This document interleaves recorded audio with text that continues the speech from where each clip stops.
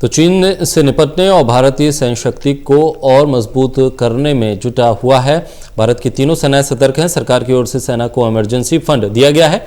इसके तहत 500 करोड़ रुपए जारी किए गए हैं। साथ ही सेना को अब ये छूट है कि जरूरत के हिसाब से वो हथियार की खरीदारी तुरंत कर सकती है।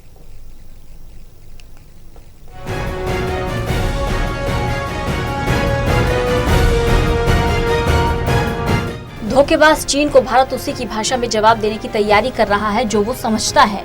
सीमा विवाद के बीच केंद्र सरकार ने सेना की ताकत बढ़ाने का फैसला किया है। केंद्र सरकार ने सेना की ताकत बढ़ाने के लिए इमरजेंसी फंड जारी किया है, जिसके तहत 500 करोड़ रुपए जारी किए गए हैं। साथ ही सेना को अब ये छूट होगी कि जरूरत के लिए वह किसी भी हथियार की खरीदारी तुरंत कर सकती है। ऐसे में किसी भी परिस्थिति से निपटने के लिए सरकार ने सेना का साथ दिया है। गलवान घाटी में तनाव के बाद से ही भारत की तीनों सेनाएं सतर्क हैं। लद्दाख के पास लगातार थल सेना को भेजा जा रहा है। बॉर्डर और आसपास के इलाकों में तैनाती बढ़ाई जा रही है। साथ ही वायुसेना ने भी लेह एयरबेस पर अपने पैर जमा लिए हैं।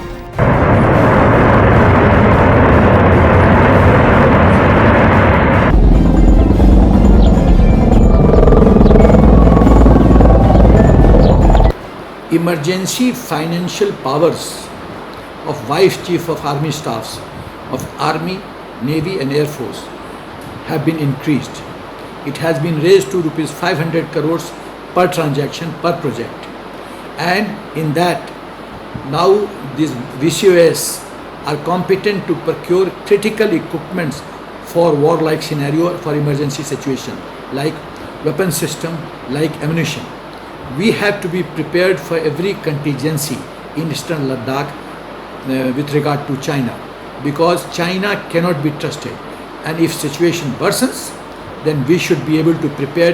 We should be prepared to get the best equipment on the ground so that we can use those equipment and teach a lesson to China. इससे पहले सरकार भारतीय सैनिकों को LAC पर चीन की किसी भी करतूत से निपटने के लिए फायरिंग की खुली छूट दे चुकी है। अब सेना को LAC पर चीन के किसी भी दुस्साहस से निपटने के लिए हथियार चलाने और गोलीबारी करने तक की छूट है। यानी सैनिक अब चीन के साथ सीमा को लेकर हुई संधियों से बंधे हुए नहीं है। हालांकि ये साफ नहीं हो पाया है कि क्या चीन के साथ हुई संधियों को तोड़ दिया गया है। 1950 उसके आसपास में चाइना आया तिब्बत में, उसने तिब्बत को अनेक्स किया। उसके बाद में जब इस इलाके के अंदर में आया अर्ली 50s के अंदर में, तो एक क्रीप करते हुए, एक स्क्विबल करते हुए एक अनेक्स करने की कोशिश करता रहा है। और ये जो इलाका है, ये अक्साई चीन का इलाका, गलवान जिसमें शामिल है, इसकी ट्रीटी 1684 में लद्दाख और तिब्बत के बीच में हुई थी।